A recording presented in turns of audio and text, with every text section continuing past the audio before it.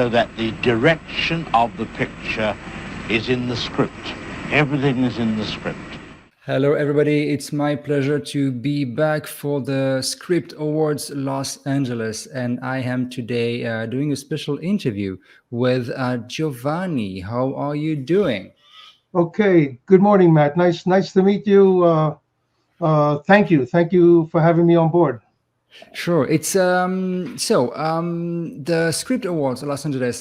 Usually, I'm doing the roundtable for them, which is Right. always pretty cool to hear from the script writers and to see how is everybody working. How do you come up, guys, with a script?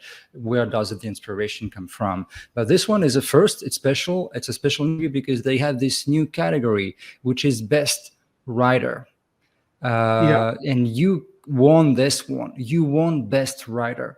So first of all, Yeah. That was very special. I appreciate that. That was cool. Yeah. Can you tell me first a little bit about you? Because you've not always been a writer. You've been a carpenter before. Yeah. I mean, I kind of bounce around from one profession to another, and primarily I was always involved with construction, managing, and also working as a subcontractor, specializing in concrete work, demolition, excavation. And then through the years, I don't know, it wasn't as much fun as it was at the beginning. You know, I had to You wanted join something different. Excuse me? You wanted something different. Yeah. I mean, the fun really wasn't in it anymore, and I always kind of tackle everything with the enthusiasm of a kid. You know, if it's not fun, then I have to move on. You know, so acting was something else that I took up back around 96 or 97. My parents are opera singers. My sister is an actress. My brother is part of a band. I mean, everyone did something on stage here, so it was crazy not to try it. So And people in the family understood the calling for the entertainment and the arts. Yeah, we all have a very emotional approach towards life. You know, it's we're not editorial in the sense of just kind of moving along from one thing to another. We take everything very personally, and what better place to demonstrate that on stage or in front of a camera? I read in your biography that one day you walked into an abandoned building and in New York, and that was kind of the click for you to go and do your first script, was it? Yeah, there's kind of a couple of things preceding that as far as going on the road, pursuing an acting career, and building like a custom home on wheels. Essentially, it was an RV, but it looked like some sort of construction truck on the outside, and just bouncing around the city looking for acting roles on stage, on film. And I came across an abandoned building that ended up being leased by a friend of mine's brother, and I snuck into the building. It was a 4-story building, the old type from Hell's Kitchen. A lot of graffiti, broken windows, pigeons coming in and out. Yeah. So I went up there with a lantern, and I was checking things out, and I was like, this would be perfect, for a studio to shoot a film. So after getting permission, then little by little, the story became about the movie, about that place. Yeah. And then you produced it, you wrote it, you produced it, you acted in it, you starred in it. That became a whole complete project. Yeah, that was the empty building. I think we finished filming that in 2004, and then I went on the road for 3 years with this custom house on wheels from one festival to another, promoting the film, doing all the Q&As, the awards and stuff. It was fun. So you're not new to that exercise of doing the interviews and such. That's good. No. Tell me about because you've been selected twice, Best Writer and also Best Feature Film, and you won Best Writer at the Script Awards Los Angeles. Winning Best Writer means something, especially when it's a script, because a script, it's a very codified piece. It's a lot of information you have to give to the reader whether the reader is a director or a producer or an actor. There's not necessarily a lot of room in script writing for style, for a lot of words. Yeah. So you won that award. How do you think a scriptwriter can stand out in the writing, in the personality of the writing, even in a complex setting like a script? Well, I would say the personality of the writing would ultimately be the personality of the writer, themselves. And I think if you keep it personal, you're not going to go wrong. I mean, I remember my first interview. I told the person, if it's not personal, it's product. Yeah. You know, and that's true. Yeah, and that's the way I always kind of like gauge how interested I am in something. If it's too much product, I really lose interest in it and lose focus. Now I'm struggling to find things to make it interesting, and for me that's kind of like stepping in the wrong direction. I think if a writer, listen, it's nothing unique to any profession out there. If you take everything personally and really put your everything that makes you up as an individual, if you put from the best things to the idiosyncrasies to the things you hate most about yourself, if you're honest enough to put that all together, yeah, and go at a script with that willingness, then I think you'll probably pan out with something better. And listen, it could also be, an action film that has no character arc, and the characters are flat, and we've seen these characters a million times over and over. But if there's something personal about it, that's the part that I think people gravitate to. Yeah, it makes total sense. Something, put some truth bomb into it, put something personal, something relatable that people are going to be able, whatever the genre, something that people are going to be able to relate to when they read or when they watch the movie. Can you tell me a little bit about and the script? One more thing, that doesn't necessarily mean also to get carried away with everything internal arc and it's a deep film and you have to sit there and it's a slow boil type of story. You could have the most action-packed movie, but still have people that are so relatable that they actually reflect something about yourself. And all the people around the protagonist may actually be dimensions of that protagonist themselves. So even an antagonist becomes relatable, as much as we may not want to admit to it. There's plenty of examples of movies where the villain is the most likable character or the most enjoyable character of the movie, because when a good villain usually is the nemesis of the hero, right, which is just the dark side of the hero that's revealing itself through what's happening in the story. Right. And what's even more scary is that what defines the difference between the good and bad, it could be such a fine line. They don't have to be something biblical and then something from the depths of someone's abyss. It could be two neighbors that just have one or two distinct differences that actually categorize them as the protagonist or the antagonist.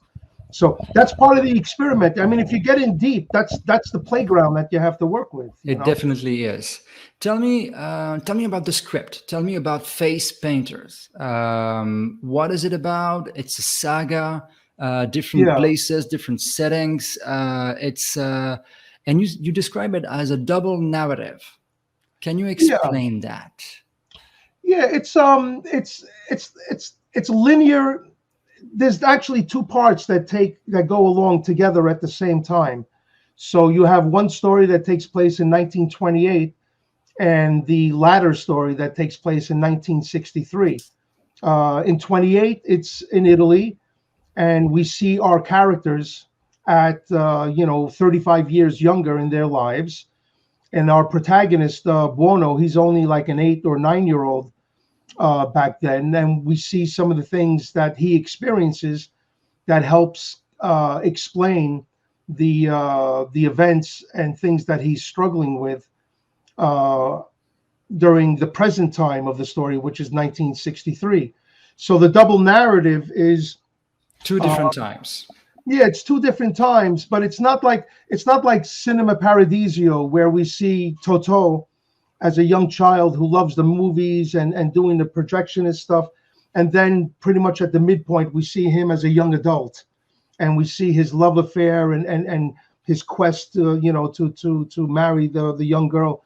This is more of a seesaw. We're going to see a few minutes of the latter story in 63, and once a few things are established, now we go back to 28. We see a few things that happen there, then we move forward again back to 63, and all the pieces come together. What I found most interesting was that it was the same characters that we see 35 or 40 years older. And I always like, as a reader, you get the chance to really know who they are. yeah, and I think that plays into what a lot of the reviews have said as far as the characters being so relatable. It could be somebody or just someone that's just familiar. You don't really have to struggle with trying to appreciate the characters or understand them. I mean, there's a real clarity to their humanity. Yeah. You mentioned the reviews. I have a couple of them in front of me, and when you read the reviews, this is just amazing with a script to get these kind of things said about you. I have one that says Face Painters is an epic tale that focuses intensely on character. I totally agree with that. In this way, the script succeeds as we get to understand Buono and Luca as intimately as family.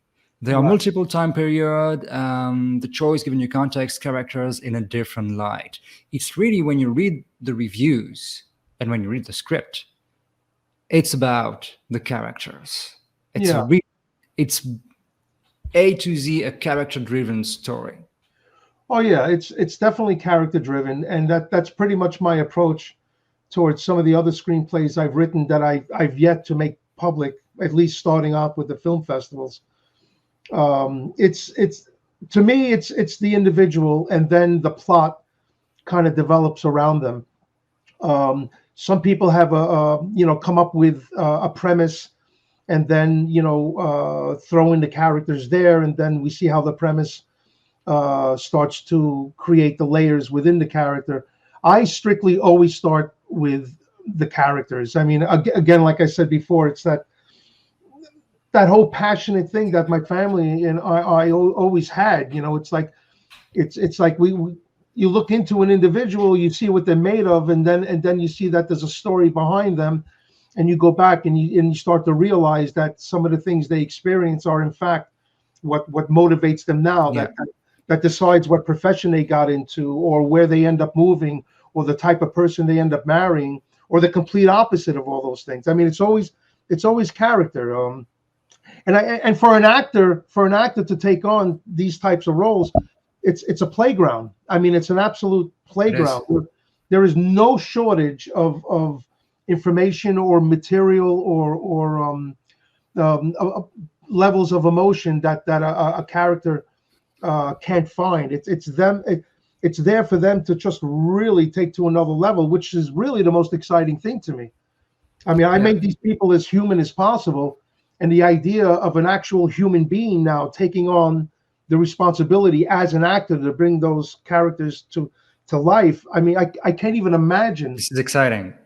Yeah, I mean, that's what I have in front of me, as far as bringing. Is the script going to be produced? Well, it's one of those things, it's not an indie film. I mean, I say indie film, like, years ago, like The Empty Building, I was able to produce that myself for a couple of $100,000. I mortgaged my house, and with my money, I pretty much ran the show, and I brought the right people on, and they made a really nice featurette. It was a 42-minute film. This type of film, it's big budget. It's epic. It's epic. You're talking about a double narrative. Well, you're talking about a double period. You're talking about double period piece. This is a lot of costumes. It's a lot of sets. It's a lot, and there's ways to make a dollar spent as efficient as possible. You don't necessarily have to go to a certain country. There's other places that could work well, and I'm also open to changing the world of not changing the characters themselves, but changing the world. Like Buono is an Italian immigrant. It's an Italian immigrant story. But if it was an Iranian coming to America, or someone from Africa or Europe, the dream is still there. That's what's the dream is still there. The journey is going to be similar. The journey is still there. Yeah, you're talking about making adjustments to a script to make it a little bit easier to produce, which is, I think, it's smart. I think more scriptwriters should think that way, allow themselves to think that way, to have more chances to see their script produced. Yeah, well, in hindsight, that's the benefit I see that I can take advantage of, because, like I said before, it's so character driven that you could pretty much, you could put them on a ship, or you could put them in a volcano or on top of a mountain. The characters still work because they need and want the same things. So it doesn't matter if it's an Iranian or an African or a Frenchman or a Republican. It's all about the character's journey, definitely. Yeah, so if that's what helps as far as the budget, bringing down the numbers, then so be it. As long as the important things are still there, that's what's going to be most important. Everyone can relate to the American dream, especially immigrants. You mentioned something that I'm really interested about. You said you start every story with the characters. Yeah. So what's your process? Do you use sticky notes? Do you use a board? Do you have a notepad? How do you immerse yourself? How do you start a script? Well, it comes up with certain ideas, like there may be a scenario, there may be something that takes place, and then rather than focusing on, well, what happens next, it's more about, well, how does that individual interpret whatever happened to them? So if it's a young girl who's running down the block, looking for her friend, and all of a sudden she sees a rabbit get run over or something. I mean, I'm spitballing here. It's more like pulling into that individual's eyes and trying to interpret what they are actually experiencing at that moment. And because we see that type of depth and the ability that person has to be affected, that kind of puts them in a scenario where something else may make as much sense because of that quality in that individual. So you're saying that the way the story starts, the first actions, the first setup kind of starts a domino effect that inspires you to keep going? Yeah, a domino effect from a more of an emotional or a psychological standpoint. So if it's a kid running down the block and sees the rabbit getting run over and laughs and thinks it's funny, it's like, now I see another scenario where they find themselves in, where they will also show that sense of apathy. And then all of a sudden, because of that, they made themselves vulnerable to something bad that now is in front of them. And now are they laughing? So you're very much listening to the characters. You are stepping in their shoes to see how they would think, how they would react, and what that would start as a consequence. What may happen next. On the head. Yeah, it's stepping in their shoes. And this is one of the first things that was taught to me as far as doing work on stage, whether it was improvisational pieces that would go on for 20, 30 minutes, which is, you better really understand, you better really be in that person's shoes if you're going to be up there for 30 minutes and have something interesting to experience. When you have that approach and you add that to the mechanics of the stage, or the mechanics of where you have to hit when you write a screenplay, that becomes a leverage to write a story and to go to the next scene, to the next act, to the next move. Yeah, it gives you a hell of a safety net to fall back on, because it's like, well, this is the parameters of the individual. This individual really wouldn't do something outside of that unless you introduce something else that may make them susceptible to that. But that's the safety net of the character. you could come up with a premise, a thousand premises a day, about a guy who buys a fan that he brings it home and the fan doesn't work. It only works in reverse, and something got drawn towards the fan, and he sees it's something that he hasn't read in years that happened to his family. So now he starts on a mystery trekking, trying to find out who wrote this thing. I mean, anybody could come up with a premise, If the individual doesn't have the depth to the premises, it's like, there's going to be no follow-up. I mean, even a sitcom, there will be a great level of depth of the individual that gives you license to pretty much accept any scenario that they get themselves involved in. You didn't really answer the questions. I would like to go back to it because I am really interested in the way. Let me rephrase. Do you start working straight on a computer, or do you use pen and paper? You mean like literally? How do I start? Yeah. Oh, well, it starts with an idea in my mind, right? And then I usually have something that I would jot down. There's always a notepad and a pen that I'm carrying. If not, I mean, these days, you have your cell phone, you go to Memo. Note on the phone. And you write something down. And then when you bring it home, it's like, who wrote this shit? And then, but I don't remember that. Who wrote this garbage, And then from there, I'll put it down. I mean, years ago, everything was typewriter. I just came out of that typewriter stage, but everything was clearly notebooks. I have tons of these books. I don't know if you remember these old type of notebooks. You get the black marble or the blue or the purple marble. Just seeing it, I get the feel on my fingers of it. Yeah, and this was always special because it's like you knew its presence. You had it close. It wasn't a little notepad that gets lost.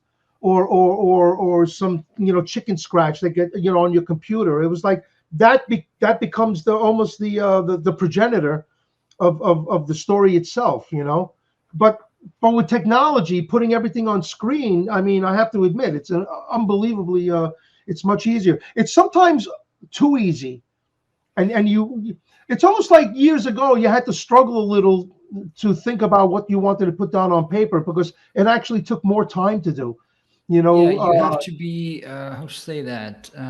organized today, because you can have a lot, and I do have a lot of pieces of paper around me right now, and a lot of sticky notes and this kind of stuff, and easy to lose them. So you have to be organized and actually refine the ideas you have all over the place to put them where they should be. Either it's on Final Draft or Celtex or any other software you use, or just organize the line of thoughts you have to actually build a story from the ground up.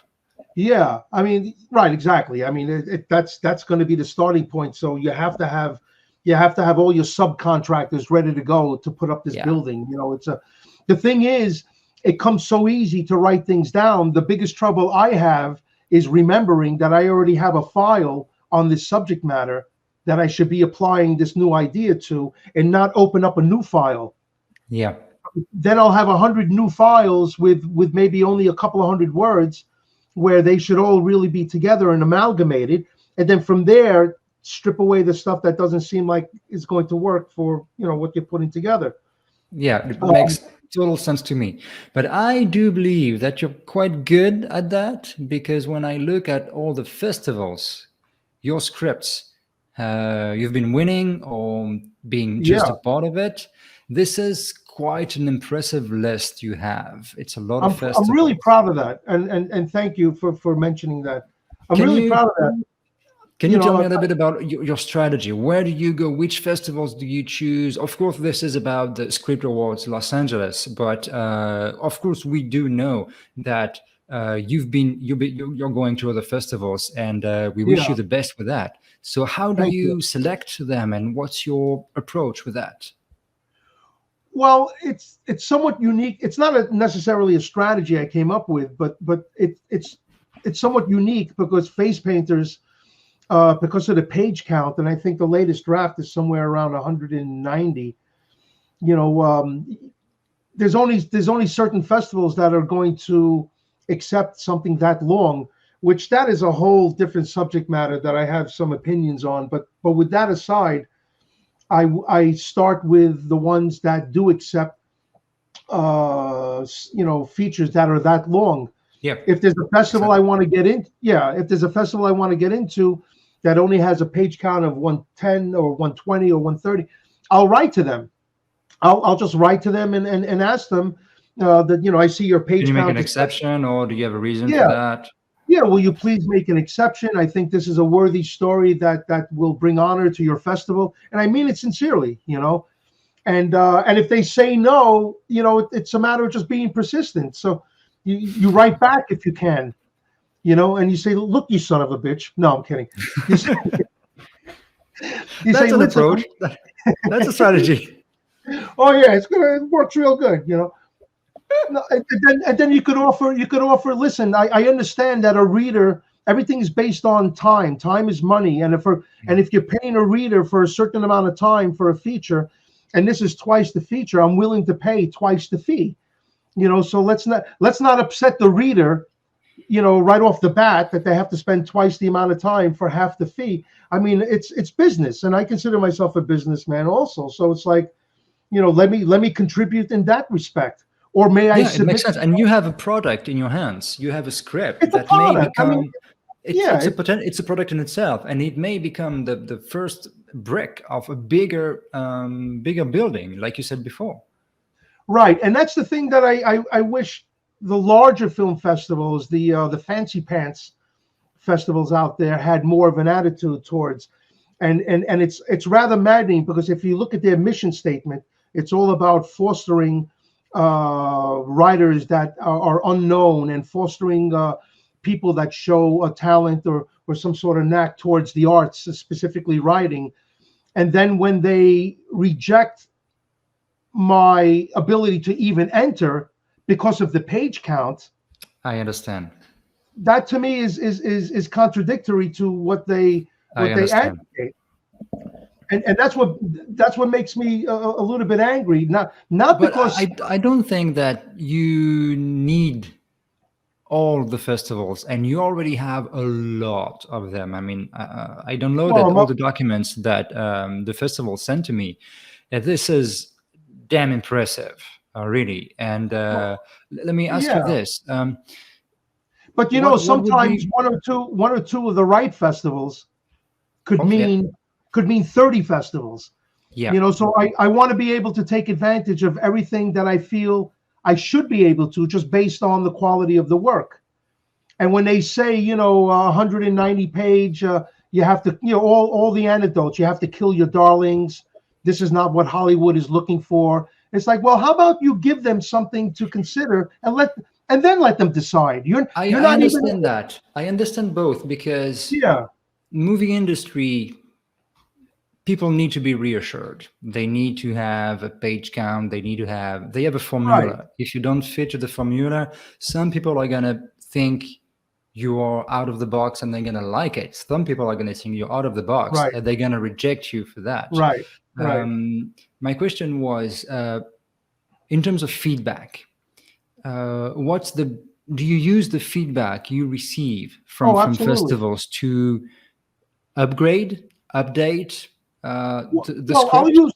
I'll use the feedback if it has something to do with the premise or the writer's voice or character arc, internal, external, the pace, markability. I'll take everything into consideration with that. I will not take into consideration someone saying to me that you need to cut the screenplay down to 120 pages, for the supposed right people to give you a chance. It's like, well, it's not the same screenplay anymore. It's like, will I even get the same notoriety if I cut it down to 120 pages? It's not, if you cut me in half, I'm not a basketball player anymore. I'm playing bocce ball, at this point. So it's like, but generally, whatever feedback they do give me, I do take that and I consider it, and I go back and I look at the areas that I think they may be, pointing out, and a lot of times they make sense. I mean, these are professionals. They've read a lot of stuff, a lot more than I have. So it would be total arrogance to say, oh no, this is my But still, statue of David. It's I like, like your approach, because it all comes down to the quality and to the DNA, to the essence of the story you're telling. yeah. I mean, You don't want to cut a story just to cut it to make it shorter. You want to cut a story if it makes sense for the characters' journey, right. for the construction and the blocks of the script to work better Yeah. together.